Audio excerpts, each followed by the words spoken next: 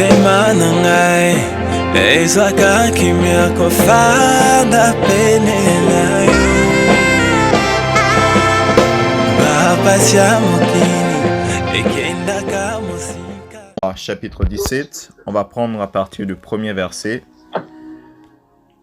Normalement, c'est jusqu'au 9e, mais je pense que pour ce soir, on va s'arrêter simplement au verset 3. 1 Roi 17. 1 Roi chapitre 17, un passage que nous connaissons tous. 1 Roi 17, je commence à partir du premier verset. Élie le Tishbite, l'un des habitants de Galad, dit à Akab qui est le roi d'Israël à cette époque, « L'Éternel est vivant, le Dieu d'Israël dont je suis le serviteur. Il n'y aura ces années-ci ni rosée ni pluie, sinon à ma parole. Il n'y aura ni rosée ni pluie, sinon à ma parole. » Et la parole de l'Éternel fut adressée à Élie en ces mots. « Pars d'ici, dirige-toi vers l'Orient et cache-toi près du torrent de Kérit qui est en face du Jourdain. » Amen. Deuxième portion des Écritures, Jacques 5, versets 17 à 19. Jacques 5, versets 17 à 19. Jacques 5, verset 17 au verset 19. Je lis encore au nom du Seigneur. C'est l'apôtre Jacques qui explique, disciple de Jésus. Élie était un homme de la même nature que nous. Il pria avec instance pour qu'il ne plût point, et il ne tomba point de pluie sur la terre pendant 3 ans et 6 mois. Puis il pria de nouveau, et le ciel donna de la pluie, et la terre produisit son fruit. Amen. Dernière portion pour ce soir, pour l'instant du moins, Josué 10, versets 12 à 19. Josué 10, versets 12 à 19. Pendant que vous vous préparez, je vais juste prendre mon chargeur pour le téléphone. Restez en ligne, connectés. Josué 10, versets 12 à 19.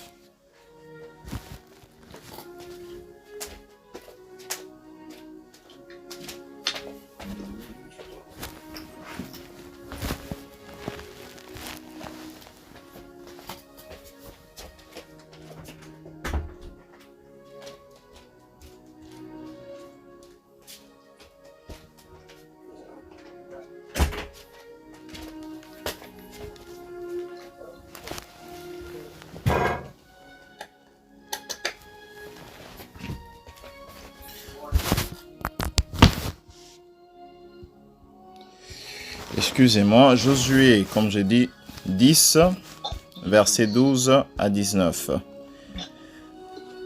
Josué 10, verset 12 à 19. Je lis encore au nom du Seigneur. Le contexte de cette histoire, Josué est en train de se battre. Alors Josué parla à l'Éternel le jour où l'Éternel livra les Amoréens aux enfants d'Israël.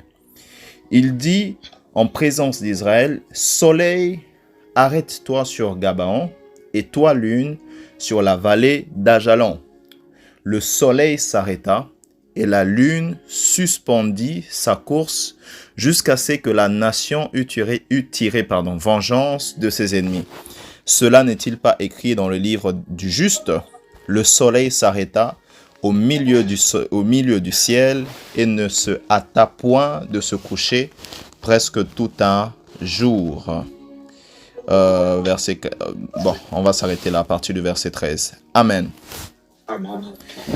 Père, que l'Esprit derrière cette parole puisse souffler derrière mes mots et derrière mes phrases au nom de Jésus-Christ. Amen. Sur ta parole, nous allons clôturer ce merveilleux thème que l'Esprit de Dieu nous a donné, inspiré, et nous a vraiment fait du bien, beaucoup enseigné. Moi-même, personnellement, j'ai été la première personne qui a été bénie par toutes ces révélations et par toutes ces choses. Vous savez, lorsque le Saint-Esprit t'enseigne, quand tu prêches un message, la première personne à qui ce message s'adresse, c'est le prédicateur. C'est comme ça que tu ne peux jamais prêcher un message un message que tu ne vis pas. Parce que le message que Dieu te donne pour son peuple, Dieu s'attend à ce que toi-même tu comprennes et vives ces choses. Donc moi-même, j'ai été personnellement béni par toutes ces révélations. Et malheureusement, nous allons clôturer aujourd'hui. Mais avançons quand même sur ta parole. Comme j'ai dit, nous avons commencé dans notre introduction qui sera différente des introductions précédentes. Nous avons dit ceci, que l'apôtre Jean dit au commencement était la parole. La parole était avec Dieu et la parole était Dieu. C'est la première ligne de l'évangile de Jean. Ensuite, il dit toute chose, tout ce qui a été créé n'a pas été créé sans elle. Ok? Tout ce qui a été créé par elle, donc ça veut dire par la parole et pour la parole. Donc par là, nous comprenons que les choses invisibles et les choses visibles sont créées par la même parole. Ça veut dire le monde invisible que nous ne voyons pas et le monde visible que nous voyons ont la même source, ont la même racine, ont la même source. Ça veut dire la parole de Dieu. Ok? C'est ce que nous avons dit. Et par là, nous avons dit quoi? Quand nous avons eu l'enseignement sur la prière, nous avons dit que la prière, effectivement, c'est dialoguer, c'est parler avec Dieu. Dialoguer était vraiment le mot-clé. Pourquoi? Parce que lorsqu'on prie, on ne parle pas juste à Dieu, mais Dieu parle aussi à la personne qui prie. C'est pourquoi dans la prière, il faut une sensibilité qui fait en sorte que tu ne multiplies pas simplement les mots, mais que tu as aussi la sensibilité de rester calme et d'écouter le Seigneur. Mais nous avons dit que dans le monde spirituel, vu que les choses ont été créées par la parole, alors il est important de comprendre qu'il est possible de manipuler le monde spirituel par la parole. Donc ça veut dire que tout celui qui ne parle pas pour sa vie, pour ses situations, pour les situations autour, il faut savoir que quelqu'un d'autre parle à sa place. Là où Randy ne parle pas pour lui-même, là où Randy ne parle pas pour sa famille, là où Randy ne parle pas pour sa postérité, là où Randy ne parle pas pour ses enfants, là où Randy ne parle pas pour sa situation financière, il faut savoir qu'il y a quelqu'un d'autre ou d'autres personnes qui parlent à ta place. Car ces personnes ont compris que par des simples paroles que nous pouvons considérer comme simples, le monde spirituel va s'organiser autour des choses qui sont dites. Ok? Et c'est pourquoi celui qui ne parle pas pour sa propre vie, il faut qu'il sache que quelqu'un d'autre parle à sa place. Et celui qui ne parle pas pour sa vie, il faut savoir qu'il subira les réalités que d'autres personnes ont dictées sur sa vie. C'est pourquoi il est non seulement important de prier, mais il est aussi important de faire des déclarations. Ok? C'est pourquoi je disais dernièrement, je crois que je le disais à Lisa, mais je le dis encore à tout le monde, il est important pour nous qui avons des enfants de parler sur la vie de nos enfants, surtout dès qu'ils sont petits. Pourquoi? Parce que tu ne veux pas que le monde parle et déclare des choses sur la vie. Tu ne veux pas que le monde dise à ton enfant, parce que tu es né et que tu sors de Chista, tous les enfants qui sortent de Chista sont des délinquants. Mais comme nous ne parlons pas, ces réalités s'accomplissent. C'est pourquoi le premier prophète dans la vie d'un homme, dans la vie d'une personne, Oscarine, ce n'est pas un prophète que tu vas rencontrer en route ou dans une église. Le premier prophète que tu rencontres dans ta vie, le premier prophète de ta vie, c'est toi-même. Le premier prophète de ta vie, c'est toi-même. Pourquoi? Parce que même si Dieu libère une parole par un prophète, là où toi, tu n'as pas accepté cette parole, elle ne va pas s'accomplir tant que tu ne l'as pas acceptée. C'est ce qu'on a vu dernièrement. Donc, ce qui ont dit, tu n'acceptes pas cette parole, même si elle vient de Dieu, il est difficile pour Dieu de venir l'imposer, car notre Dieu n'est pas un Dieu qui impose, c'est un gentleman. Donc, là où toi, tu considères que je ne mérite pas telle chose, Dieu a dit que tu seras millionnaire, mais comment est-ce que je vais le faire? Je ne mérite pas cette bénédiction. Elle ne va pas s'accomplir parce que toi-même, tu as arrêté ça. Le premier prophète de ta vie, c'est toi-même. C'est pourquoi je répète encore, il est important de cultiver l'habitude de parler sur sa propre vie. De parler sur sa propre vie. Le deuxième prophète de ta vie, au-delà d'être toi, si on enlève bien sûr le contexte de Dieu, le deuxième prophète de nos vies, c'est notre environnement.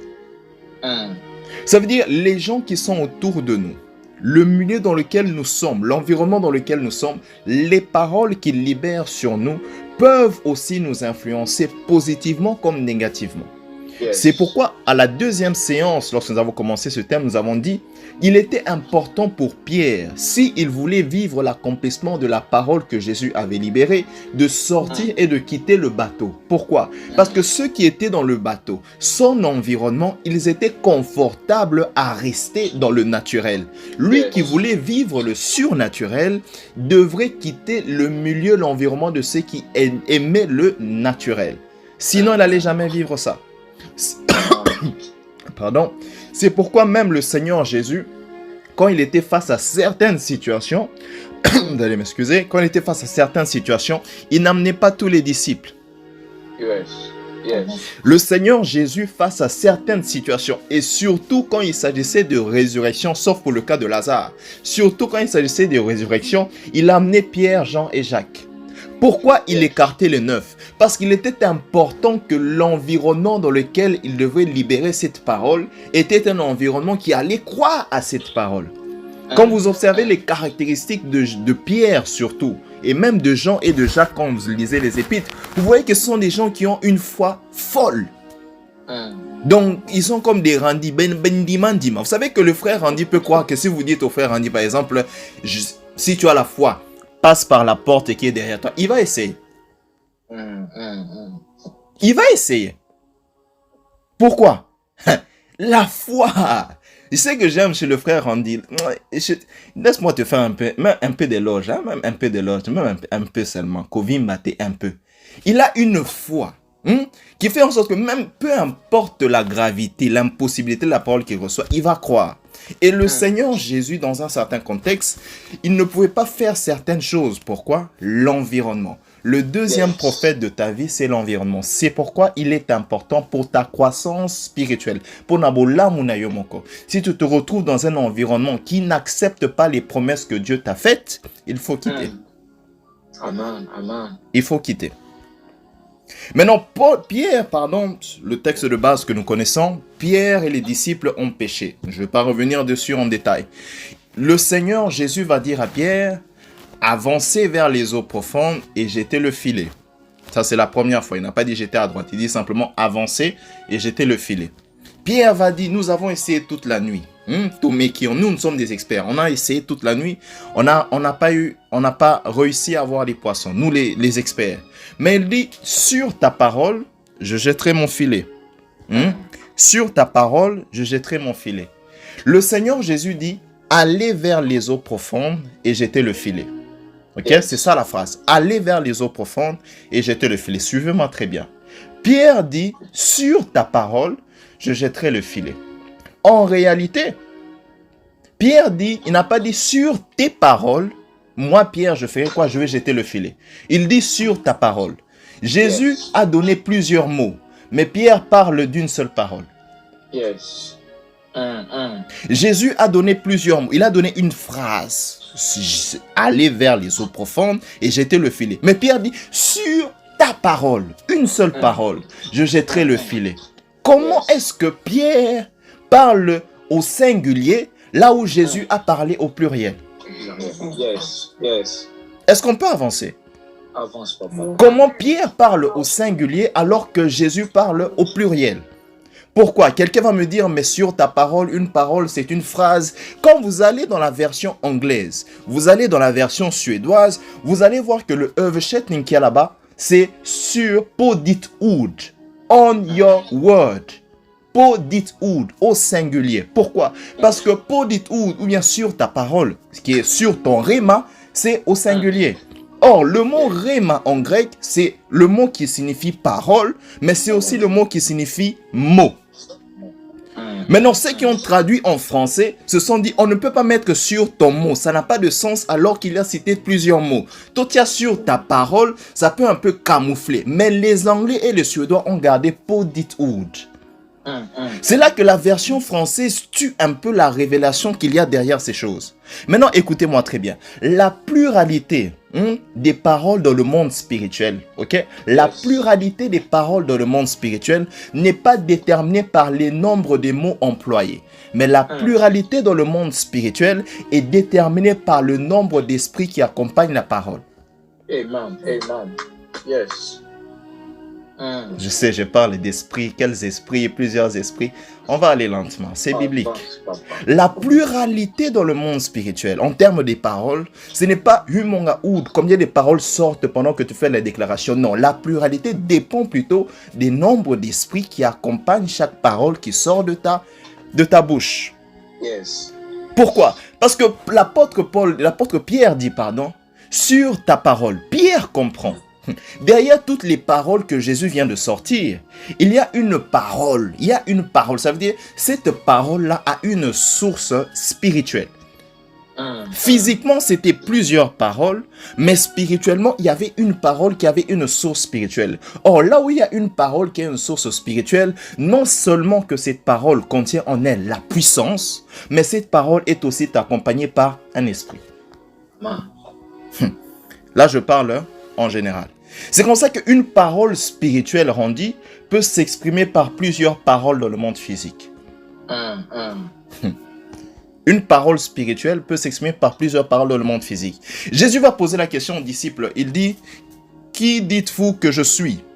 Il va d'abord poser la question, qu'est-ce que les gens disent que je suis? Qu'est-ce que les gens disent de moi? Les disciples vont répondre. Ensuite, il leur dit, vous dites qui? Vous dites quoi?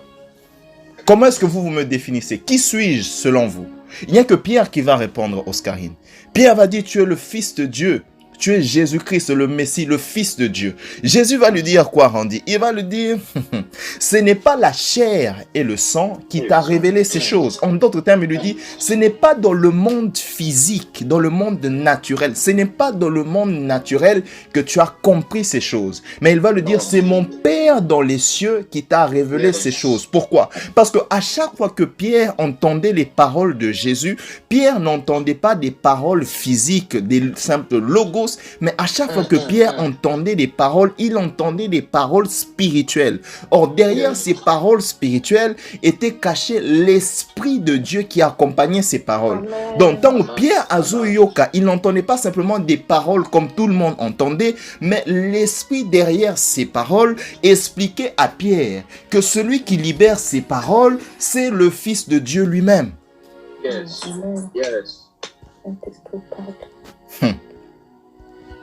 Mon Père dans le ciel, c'est celui qui t'a révélé ces choses. C'est pourquoi on revient maintenant au scénario. C'est pourquoi Pierre n'a pas dit sur tes paroles, je vais jeter le filet. Pierre va dire sur ta parole, je jetterai le filet. Pourquoi? Parce que son esprit avait compris que ce n'était pas une parole simple. Il y avait un esprit qui se cachait derrière. Or, cet esprit, c'est le Saint-Esprit.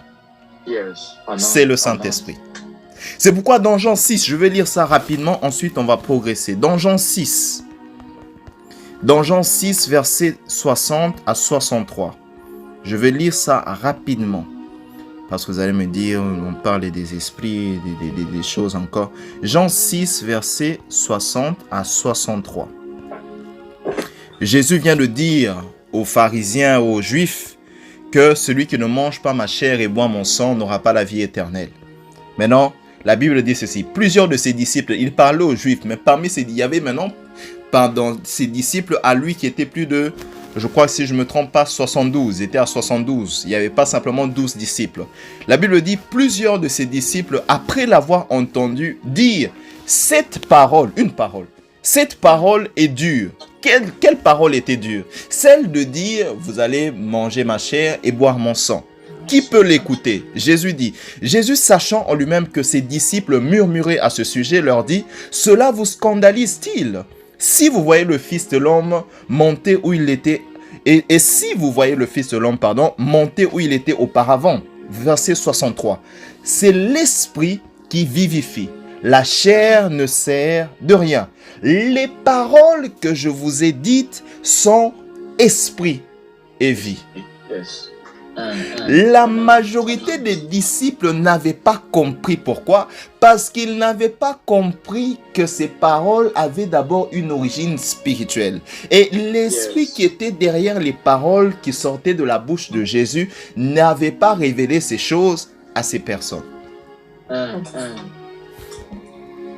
La pluralité dans le monde spirituel, la pluralité des mots, ou des paroles dans le monde spirituel, ce n'est pas une affaire des mots qui sortent en compte, non.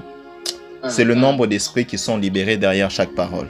Or, le Saint-Esprit, Cynthia, n'est-ce pas que dans l'Apocalypse, ainsi que dans le livre d'Ésaïe, Bible Listening, n'est-ce pas que dans l'Apocalypse, lorsque Jean arrive, il voit le chandelier avec 7 lampes.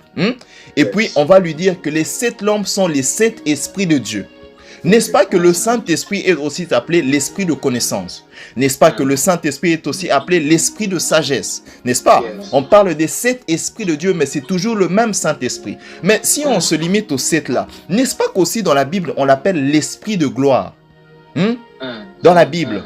N'est-ce pas qu'on peut aussi appeler le Saint-Esprit l'esprit de la restauration ou l'esprit prophétique, l'esprit des prophètes, n'est-ce pas? Donc ça veut dire qu'on s'étend au-delà même de ces différents esprits. Qu'est-ce que je veux dire? Le Saint-Esprit a la capacité de se manifester dans différents domaines de la vie de l'homme, qui ne se limite simplement pas au Saint-Esprit de Dieu que nous connaissons. Et qu'est-ce que je veux dire par là? Lorsque nous disons sur ta parole, c'est que nous sommes en train de dire en réalité, c'est que nous demandons au Saint-Esprit d'intervenir par sa parole en se manifestant dans un domaine précis dans lequel nous avons besoin de son intervention. C'est comme ça qu'il est possible qu'une parole puisse sortir et on parle du Saint-Esprit comme celui qui restaure. Et comme ça qu'une parole peut sortir et on parle du Saint-Esprit comme l'Esprit qui guérit. Pourquoi?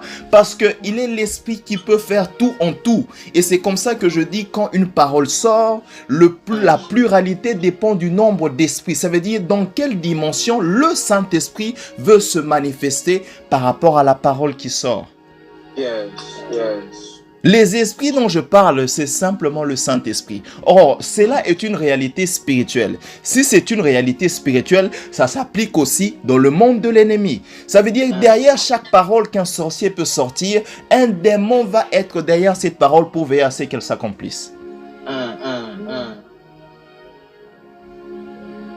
Il y a autant toujours sur ta parole. C'est que tu es réellement en train de dire, Andy, quand tu dis, je suis sur le point de commencer un business. Seigneur, donne-moi une parole. C'est que tu es en train de dire, tu es simplement en train de dire au Seigneur de manière indirecte, Seigneur, libère l'esprit du succès. Le Saint-Esprit qui va m'accompagner dans le domaine du succès dans cette entreprise que je veux commencer. Amen. C'est ce que nous sommes en train de dire. Et c'est là qu'on parle de logos, Rhéma. Sur ta parole, c'est sur ton Rhéma. Or, là où Dieu parle, comme j'ai dit hier, et il y a un esprit qui accompagne, cet esprit doit veiller que cette parole s'accomplisse. Or, là où Dieu parle, ou à chaque fois que Dieu parle, on entre dans la dimension de l'alliance. Pourquoi? Parce qu'il n'y a qu'une alliance qui peut forcer Dieu, contraindre Dieu à être obligé de faire quelque chose dans ta vie. Il y a une alliance, il n'y a qu'une alliance qui peut faire ça. Et c'est pourquoi notre cher frère, le centenier, n'est même pas allé rencontrer Jésus pour son serviteur qui était malade. Non, il a envoyé des gens. Il a d'abord envoyé la première ligne des personnes. Ils ont commencé à presser le Seigneur Jésus et ils commençaient à aller vers le centenier. Ensuite, il y a eu d'autres personnes qui sont venues qui ont dit, le maître a dit, Seigneur, ne bouge pas. Dis seulement des paroles. Non. Il a dit, ne bouge pas Jésus. Dis seulement une parole. Dis seulement une parole. Une parole spirituelle qui peut se manifester sur plusieurs mots dans le monde physique. Il dit, dis seulement une parole. Et qu'est-ce qui va se passer? L'esprit de la guérison derrière cette parole arrivera dans la maison de mon serviteur. C'est comme ça que la parole de Dieu a la capacité d'amener Dieu là où Dieu n'est pas physiquement. Amen. Tu as quelqu'un qui est malade, tu pries au téléphone, tu dis Seigneur, là où cette personne se trouve, je déclare dans le nom de Jésus la guérison. Ce n'est pas toi qui vas là-bas, mais c'est l'esprit derrière la parole que tu as libérée qui va aller toucher cette personne pour amener la guérison. Sur ta parole. Sur ta parole. Maintenant, étudions le texte, le message aujourd'hui. Le prophète Élie, 1 Roi 17, ce passage me révolte comme pas possible. Il se présente devant Israël. Il dit au roi Akab, sur oracle de l'Éternel, l'Éternel a décidé de ne plus faire pleuvoir la pluie, permettez la tautologie, en Israël. Oracle de l'Éternel. Non. Peut-être qu'il était comme Ézéchiel. J'ai vu dans une vision, le Seigneur me dit que il n'y aura plus de pluie en Israël. C'est pas ce qu'il a dit. Il arrive devant le roi. Il dit, pas sur ta parole, pas sur la parole de Dieu, sur ma parole. Sur ma parole, Akab, il n'y aura plus de pluie. Et la chose qui est encore plus bizarre, le verset qui suit, la Bible dit, la parole de l'Éternel lui fut maintenant adressée pour lui dire d'aller vers la source de Kérit.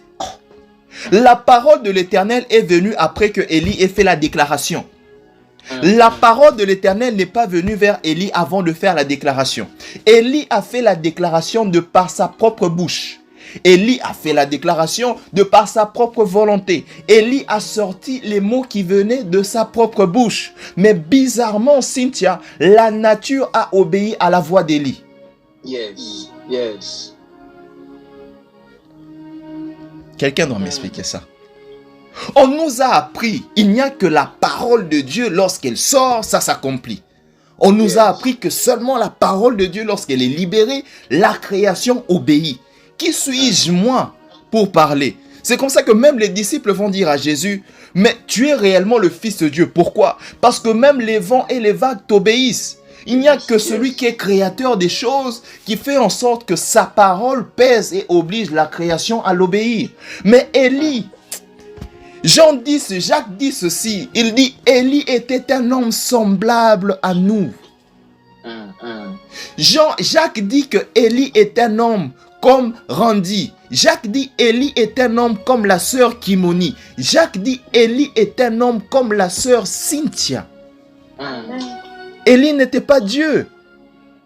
Mais comment Élie a quitté de la dimension de sur ta parole à la dimension de sur ma parole? Et comment est-ce que la création a obéi? Un pays, il a changé la saison d'un pays. Il a changé la météo d'un pays pendant 3 ans et demi. Imaginez que vous sortez, vous allez en ville pour Platane. Ok, tu déclares, sur ma parole, il n'y aura plus d'hiver en Suède. Et il n'y a plus d'hiver en Suède. C'est ce que Élie a fait. C'est ce que Élie a fait. Il n'y avait plus d'hiver. Randy, il ne faut pas aller faire ça. Mboule bétité à cause d'Élie. Là où Pierre a dit à Jésus, sur ta parole, je jetterai le filet. Élie a dit, sur ma parole, moi je jette le filet. Sur ma parole, je jette le filet. Sur ma parole, j'ordonne. Et les choses s'accomplissent. J'aime ces choses.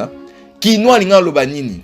Un Quinois, un vrai Quinois allait dire, là où Jacques a dit, Élie était un homme semblable à nous. Un vrai Quinois allait dire, Bissonio Sobana 1900. Élie, Bissonio Sobana 1900. Je ne sais pas si certains d'entre vous sont nés en 2000. J'espère pas en tout cas. Mais un Quinois allait dire, Bissotou, on a le sang rouge comme Élie. Je sais que Jacques est en train de nous expliquer. Élie est un homme comme nous. Mais regardez ce qu'il a fait. Maintenant, je peux avancer. Il y a une dimension, et elle est possible de la vivre, où l'homme n'attend plus que Dieu parle par rapport à une situation. Mais l'homme lui-même libère la parole et Dieu l'accomplit. Il y a une dimension où quand Dieu parle, lui-même veille à accomplir sa parole. Mais il y a une dimension où l'homme parle et Dieu accomplit la parole que l'homme a libérée. Et c'est là que nous quittons du thème sur ta parole et nous entrons dans la dimension de sur ma parole. J'aimerais que tu te regardes et que tu dises sur ma parole, sur ma... On va bientôt faire des déclarations, mais commence déjà à t'encourager sur ma parole. Sur ma parole, la salut. Comment un homme arrive à entrer dans cette dimension? Comment un homme arrive à parler la création? La création lui obéit. Aïe, aïe, aïe, aïe, aïe. Vous savez que c'est simple, hein? C'est simple, je vais revenir sur la réponse. On en a encore un autre. Josué. Élie a fait quelque chose, Josué a encore fait quelque chose. Josué. Josué est en train de se battre, le Seigneur est déjà en train de vaincre, le Seigneur est avec lui. Dieu avait même fait tomber des pierres qui ont commencé à tuer les ennemis. Josué a Zobunda. Mais pendant qu'il se bat, il voit que Boutou et Zoya. J'aime ce que la parole de Dieu dit. La parole de Dieu dit, Josué parla avec Dieu. Je ne sais pas ce que Josué disait à Dieu, mais je m'imagine qu'il est en train de dire à Dieu, Seigneur, permets-moi, permets-moi, permets-moi, permets-moi, permets-moi seulement. Ensuite, on bascule, la Bible dit, Josué parla au soleil. Ce n'est pas Dieu qui a parlé au soleil. Ce n'est pas Dieu qui a dit à Josué de parler au soleil. Ce n'est pas Dieu qui a donné une parole que Josué a transmise au soleil. Non. Josué parla au soleil. Non seulement que le soleil s'est arrêté, la lune qui venait s'est aussi arrêtée à cause de la parole de Josué. Mais comment des hommes arrivent à naviguer dans cette dimension? Vous savez, la réponse est tellement simple. La réponse à cette question, c'est la réponse à presque toutes les choses qui concernent Dieu. Comment des hommes arrivent à naviguer dans cette dimension? C'est parce qu'ils passent du temps dans la présence de Dieu. Yes. Amen. Le Seigneur Jésus dit aux disciples, il nous dit, je ne dis rien de ce que je n'ai pas entendu mon Père dire, et je ne fais rien de ce que je n'ai pas vu mon Père faire. Quand vous étudiez le ministère de Jésus, vous allez vous rendre compte que la plupart de ces grands miracles, les grands miracles que le Christ a opérés, il redescendait de la montagne. La deuxième fois, quand il envoie les disciples à l'autre bord, lui-même, il n'est pas là. Quand il vient, il marche sur les eaux. Il venait d'où? De la montagne. Élie était un homme qui vivait dans les montagnes. Il passait son temps au mont Carmel pour prier. Selon les chercheurs bibliques. C'est comme ça que les prophètes de Baal ont commis l'erreur d'aller se battre, d'aller livrer le match pour Hémaplon dans le terrain à domicile d'Élie. Ça ne va pas marcher. Baal ne va pas descendre. Là, c'est mon terrain. Yes. Josué, pareil. Si nous voulons vivre des choses avec Dieu, mes frères et sœurs, nous devons être des gens qui demeurent dans la présence de Dieu. Yes. Nous devons être des gens qui demeurent dans la présence de Dieu. Yes.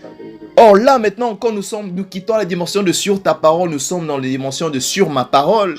Il faut comprendre, moi j'appelle cette dimension, et je vais l'expliquer, la dimension de la radio. C'est-à-dire quoi? La radio est définie comme ceci. La radio est un poste récepteur de radiodiffusion sonore. En français simple, la radio est simplement cet instrument qui a la capacité de recevoir, de capter un son et de l'émettre. Ça a la capacité de recevoir un son et de le sortir, de le distribuer, distributeur de son. Pourquoi je parle de la dimension de radio? Eh bien parce que si moi je parle à la radio, vous allez entendre bien sûr la radio, mais la voix qui sortira de la radio, ça ne sera pas la voix de la radio, ça sera ma voix. N'est-ce pas? Yes. Ça ne sera pas la voix de la radio, ça sera ma voix. J'ai besoin d'être ou de ne pas être là, mais la voix qui sortira sera la voix de la radio. Qu'est-ce que je suis en train de dire à quelqu'un? Lorsque Élie a parlé au ciel, le ciel n'a pas entendu la voix d'Élie. Le ciel a entendu la voix d'Élie derrière les paroles, la voix de Dieu, pardon, derrière les paroles d'Élie. Le soleil a entendu la voix de Dieu derrière les paroles de Josué. C'est comme ça que le soleil et le ciel ont obéi. Pourquoi? Parce qu'ils ont entendu la parole, la voix de Dieu qui sortait derrière les paroles des hommes. Amen. Amen. Maintenant, comment un homme a la capacité d'avoir déjà en lui les paroles de Dieu, les paroles qui cachent la pensée de Dieu? Parce que pour que Dieu puisse obéir, pour que Dieu puisse exaucer ce qu'ils ont dit, il fallait que leur pensée soit alignée avec la pensée de Dieu. Sinon, Dieu n'allait pas exaucer ça. Donc, on comprend que ce qu'ils ont dit était dans la pensée de Dieu, était dans la volonté de Dieu. Mais comment des hommes ont la capacité de contenir déjà en eux la parole de Dieu, la parole qui libère, la parole qui... Ils avaient déjà cette parole. Comment des hommes ont déjà cette capacité d'avoir déjà en eux une parole qui contient la pensée de Dieu par rapport à une situation? Ça veut dire qu'ils n'avaient pas besoin d'aller en retraite. Je vais aller chercher Dieu pour que Dieu me communique sa pensée. Ils n'avaient pas besoin d'aller, je sais pas, non. C'était déjà là en eux. Yes, yes. La Bible déclare dans le psaume 37, verset 4, « Fais de l'Éternel tes délices, et il te donnera ce que ton cœur désire. » Fais de l'Éternel tes délices, et il te donnera ce que ton cœur désire. Faire de l'Éternel ses délices, les délices telles que nous les connaissons, ce sont les choses que nous aimons vraiment. C'est les choses que nous aimons vraiment. Or, là où on parle des choses qu'on aime, ça veut dire que ce sont des désirs pour ça, des choses que nous avons où? Dans nos cœurs. Yes. N'est-ce pas? Maintenant, le psalmiste dit, fais de l'Éternel tes délices. En d'autres termes, il dit, si tu prends Dieu, tu l'emmènes dans ton cœur, tu fais de lui les choses que ton cœur aime, il te donnera ce qu'il y a dans ton cœur. Or, si moi j'emmène Dieu dans mon cœur, qu'est-ce qui sortira de mon cœur? Dieu. Yes. Si j'emmène Dieu dans mon cœur, qu'est-ce qui sortira de mon cœur? Les pensées de Dieu. C'est comme ça que Élie n'avait pas besoin d'aller consulter Dieu pour dire qu'est-ce que tu dis par rapport à l'idolâtrie de notre nation. Il avait déjà la pensée de Dieu en lui. Pourquoi? Parce que Dieu était déjà en Élie. Amen. Si tu veux que sur ta parole devienne sur ma parole, sois quelqu'un qui passe du temps avec Dieu, soit quelqu'un qui a Dieu en lui, soit quelqu'un qui médite la parole de Dieu, et cette parole sera automatiquement là. Et c'est comme ça que tu auras comme l'impression que toutes les prières que tu fais réussissent. Pourquoi? Parce que tu as fait de l'Éternel tes délices. Tu es dans sa présence, tu es continuellement dans sa présence, tu es continuellement intime avec lui. Continuellement intime avec lui. La première des choses qui permet qu'un homme puisse avoir cette capacité-là de libérer déjà la pensée de Dieu, d'avoir la parole de Dieu en lui, c'est le fait de demeurer dans la présence de Dieu. De faire de Dieu la chose, permettez que je dise la chose qu'il aime le plus, ses délices. Mais la deuxième des choses qui permet qu'un homme puisse avoir cet effet-là, c'est la position que tu occupes dans sa présence. Mes frères et sœurs, il ne suffit simplement pas d'être dans la présence. Mais quelle est la position que tu occupes dans sa présence? La position. L'ange Gabriel apparaît au père de Jean-Baptiste. Il lui donne la prophétie. Il ne croit pas. Il lui dit, je suis Gabriel. Je me tiens dans la présence de Dieu. C'est comme s'ils sont en train de le dire, regarde le poste que j'ai. Regarde la position que j'ai dans la présence de Dieu. Et à cause de cette position, tu deviens muet. Gabriel n'a pas dit, l'Éternel te rend muet. Gabriel a fait de lui muet. Pourquoi? À cause de sa position.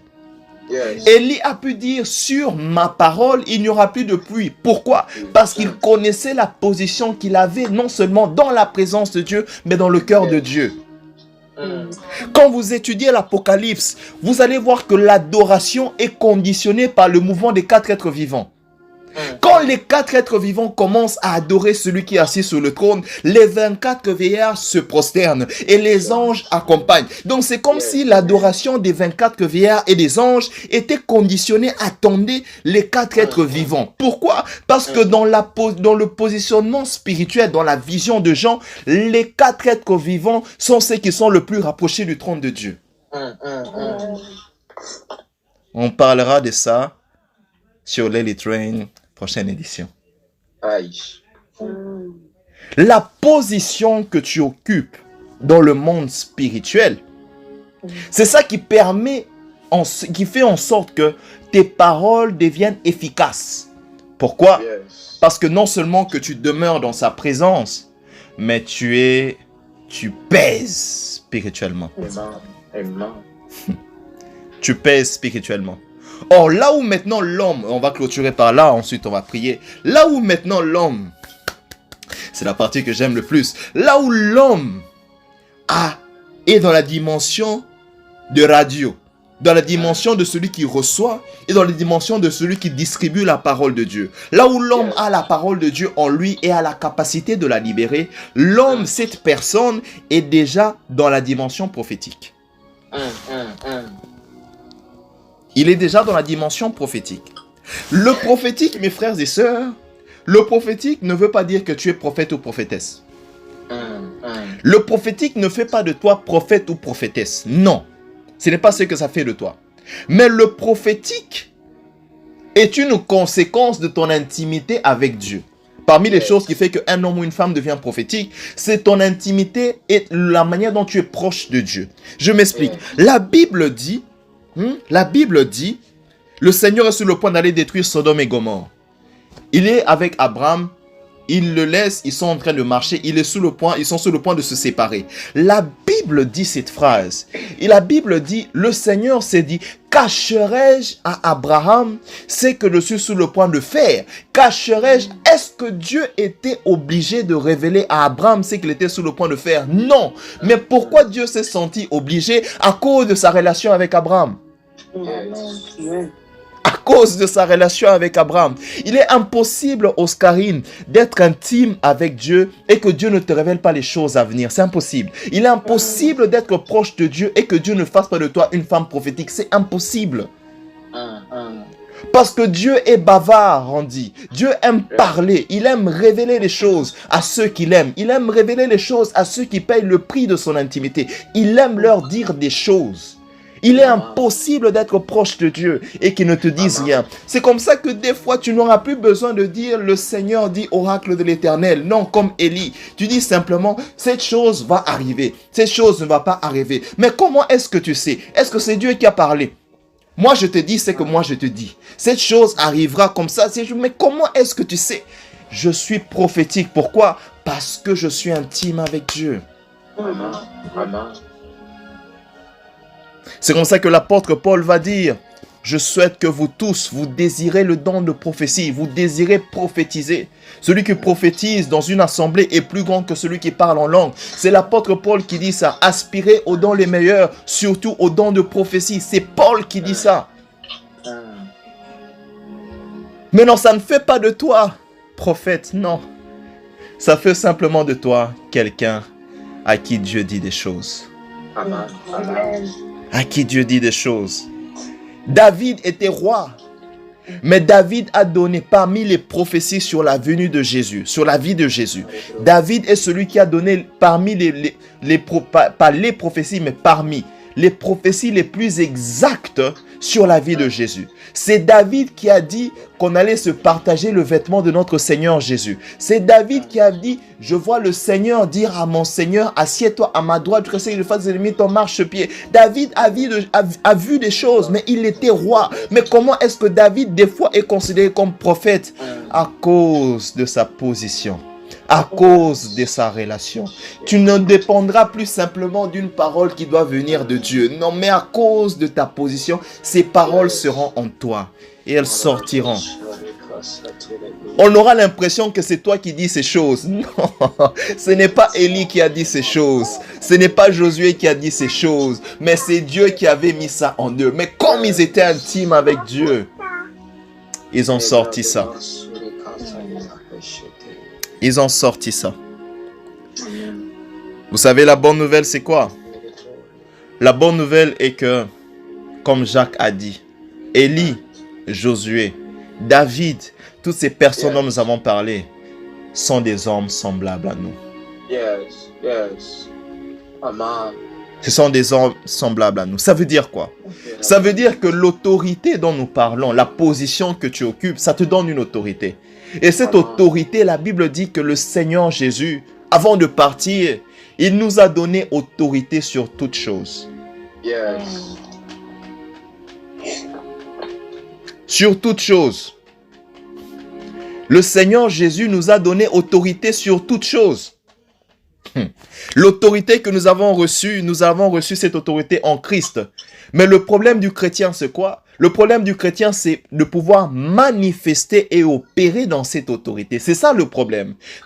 C'est pas que tu as besoin, tu as l'autorité, mais tu n'es pas encore en train de manifester ou d'opérer dans cette autorité. Mais elle est à tout celui qui croit. La deuxième des choses, la deuxième bonne nouvelle, le prophétique, c'est pour tout le monde. C'est pour tout le monde. Je vais lire le prophète Joël, Joël chapitre 2, versets 28 à 29. Je sens déjà comment l'atmosphère est en train de shifter. Je te dis, ce soir, ça sera sur ta parole. Ça sera sur ta parole ce soir. Joël chapitre 2, versets 28 à 29. Joël 2. Nous connaissons tous ce passage, n'est-ce pas? Joël 2, versets 28 à 29. Je répandrai de mon esprit sur toute chair. Je vais lire ce passage. Ensuite, nous allons lire ça dans le Nouveau Testament. Joël 2, verset 28 dit ceci. Après cela, je répandrai mon esprit sur toute chair. Vos fils et vos filles prophétiseront. La prophétie est donnée aux fils et aux filles. Vos vieillards auront des songes. Vos jeunes gens auront des visions. Même sur les serviteurs et sur les servantes, dans ces jours-là, je répandrai mon esprit. C'est ce que Joël dit. La prophétie est connectée aux fils et aux filles. Maintenant, lisons Actes chapitre 2, versets 17 à 18. Le Saint-Esprit est descendu. Acte 2, versets 17 à 18. L'Esprit de Dieu est descendu. Les disciples parlent en langue. Il y a tout ce qui se passe. L'apôtre Pierre se présente devant le peuple et va maintenant expliquer ce qui se passe. Pierre dit ceci. Dans les derniers jours, Acte 2, 17, 18. Dans les derniers jours, dit Dieu, je répandrai de mon esprit sur toute chair. Il répète la prophétie du prophète Joël. Vos fils et vos filles prophétiseront. Joël a dit ça. Vos jeunes gens auront des visions. Il a dit ça. Vos vieillards auront des songes. Il a aussi dit ça. Et ensuite, lisez le verset 18. Oui, sur mes serviteurs et sur mes servantes. Dans ces jours-là, je répandrai de mon esprit et ils prophétiseront. I-I-L-S. Ils prophétiseront. Qui? Mes serviteurs et servantes. Dans la nouvelle alliance, l'esprit prophétique ne se limite plus simplement aux prophètes. Dans la nouvelle alliance, l'esprit prophétique vient sur les serviteurs et servantes de Dieu. Oscarine, tu peux prophétiser. Sœur Kimoni, tu peux prophétiser. Tracy, tu peux prophétiser. Lisa, tu peux prophétiser. Naomi, tu peux prophétiser. Cynthia Randy, vous pouvez prophétiser. Pourquoi? Parce que l'esprit prophétique, la parole qui libère, l'esprit qui est derrière ces paroles prophétiques est aussi sur nous. La deuxième bonne nouvelle, c'est que le prophétique est pour nous tous. Le prophétique est sur nous tous. C'est ça qui fait que nous aussi, nous pouvons nous présenter face à une situation et dire sur ma parole. Nous pouvons aussi nous présenter face à une situation et dire sur ma parole, la lignée de la sorcellerie s'arrête à partir de ma génération. Nous pouvons aussi nous présenter et dire sur ma parole, il n'y aura pas de délinquants dans ma postérité. Sur ma parole, personne ne souffrira de célibat. Sur ma parole, personne n'aura des difficultés d'avoir des travails. Sur ma parole, l'instabilité financière n'aura plus sa place dans ma famille. Sur ma parole. Pourquoi? Parce que j'ai la parole de Dieu en moi.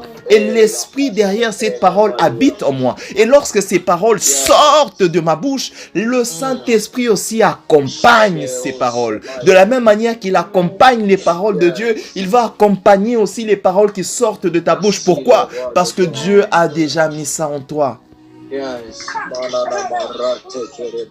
Et c'est là aussi une dimension du prophétique rendue où Dieu ne fait plus les choses par rapport à ce qu'il t'a dit, mais Dieu fait des choses par rapport à ce que toi tu as dit à cette personne.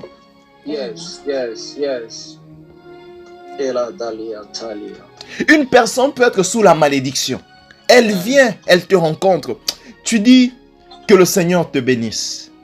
Que le Seigneur te bénisse. Que la bénédiction de Dieu t'accompagne.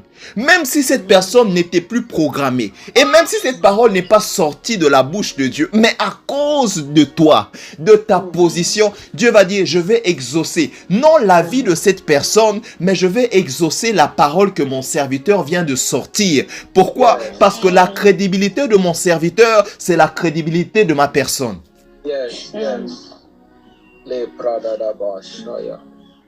Sur ma parole. Sur ma parole. C'est pourquoi il est important. Vous comprenez maintenant avec moi combien il est important de passer du temps dans la présence de Dieu. Combien il est important de lire la Bible. Combien il est important de connaître et de comprendre qui Dieu est. Parce que ça va nous rendre efficaces dans ce genre de domaine. Au telemi boekindo qui na famille, tu te lèves, tu dis, tout celui qui va oser sortir de son corps, il ne va plus retourner sur ma parole. Je me rappelle encore d'une cousine, à l'époque elle avait 21 ans, 22 ans, et à l'université, comme ce moment elle va à l'université, elle fait des examens et tout, et il y avait une collègue à elle à l'université qui était sorcière. Et qu'est-ce qu'elle faisait cette collègue? Elle avait l'habitude de travailler une gomme. Et ce qu'elle faisait des fois, pendant les examens, elle allait vers des personnes, elle dit « Ah non, est-ce que je peux, Nini, est-ce que je peux prendre ton... J'ai besoin d'un stylo. » Elle créait seulement une situation qui faisait en sorte que elle avait besoin de prendre quelque chose. Ensuite, « Ah non, tu peux utiliser ma gomme, si tu n'as pas besoin, ma gomme efface mieux. » Et la personne utilisait la gomme de cette fille. Et une fois ma cousine est tombée dans ce piège, elle a pris la gomme. Quand elle a effacé sur le papier sa réponse, tout ce qu'elle avait étudié a disparu. Elle s'est rendue compte que quand elle a lu l'examen, elle disait ça, je peux répondre ça, je peux répondre ça, je peux répondre. Mais quand elle a effacé sur la première réponse, elle a effacé une chose. Tout a disparu. Et la fille a commencé à écrire. Elle n'a pas compris. Elle rentre à la maison, elle prie. C'est là que le Seigneur va lui révéler. Elle retourne, comme vous savez, au Congo, on fait des examens pendant une semaine, pendant une période, tu fais des examens jour après jour. Elle retourne, la fille encore essaie la même chose. Et là, elle lui dit, elle lui parle, elle lui donne une parole pour lui faire comprendre que je sais ce que tu fais. Le soir, la fille vient, la nuit, pour la combattre, parce qu'elle ne lui a pas donné accès à ses réponses. Elle se réveille, elle dit à la fille, si tu mets encore tes pieds ici, dans cette chambre, tu ne vas plus retourner dans ton corps. Le lendemain, il fallait qu'elle fasse examen. La fille n'est pas venue. Quand elle se rencontrait à l'université, la fille prenait une autre direction. Pourquoi? Sur ma parole. Sur ma parole. Vous savez, quand vous réalisez la position que vous avez en Dieu, on ne peut pas s'amuser avec vous. Quand tu réalises la position que tu as sur Dieu et le poids que ta parole pèse, quand tu réalises que tu es dans la dimension radio, où ce qui sort de ta bouche, c'est une radio, tu es une radio, ça veut dire ce qui sort de ta bouche, c'est la voix de Dieu qui retentit derrière ta bouche. Amen. On ne va plus s'amuser avec toi. Et tu ne permettras plus que les gens s'amusent avec toi. Pourquoi? Parce qu'il a dit, j'ai donné autorité de marcher sur le scorpion, sur les serpents. Et puis il ajoute, sur toute la puissance de l'ennemi. Aïe, aïe, aïe. Je prie que Dieu t'introduise dans cette dimension. Je prie que tu deviennes la voix de Dieu dans ton environnement. Ça veut dire dans l'environnement dans lequel tu es. Je prie que Dieu fasse de toi sa voix. Ça veut dire que lorsqu'on a besoin d'orientation, que les gens viennent vers toi pour te demander qu'est-ce que Dieu a dit par rapport à ça. Je prie que Dieu fasse de toi sa voix. Je prie que Dieu mette ses paroles dans ta bouche. Comme il a dit à Jérémie dans Jérémie 1 verset 9, je mets ma parole, je mets mes paroles dans ta bouche. Quand Jérémie prophétisait, il libérait les oracles. Quels oracles? Des paroles que Dieu avait mis dans sa bouche. Je prie que Dieu mette des paroles dans ta bouche afin que tu libères des oracles. Je prie que tu ne reçois pas simplement la parole, mais que tu puisses aussi la distribuer. Et bima, tu reçois, tu distribues. Tu reçois, tu distribues. Pas simplement sur ta vie, mais sur la vie des personnes que tu rencontreras. Je prie que le monde physique reconnaisse la voix de Dieu derrière toi. Je prie que le temps que tu sèmes dans la présence de Dieu puisse te donner des fruits. Et parmi les fruits que ça te donne, que le prophétique en fasse partie. Que une autorité supérieure en fasse partie. Je prie que nous quittons la dimension de sur ta parole et que nous entrons maintenant aussi dans la dimension de sur ma parole. Sur ma parole. Est-ce que tu peux maintenant commencer à prier pour toi-même? Commence à prier pour toi-même.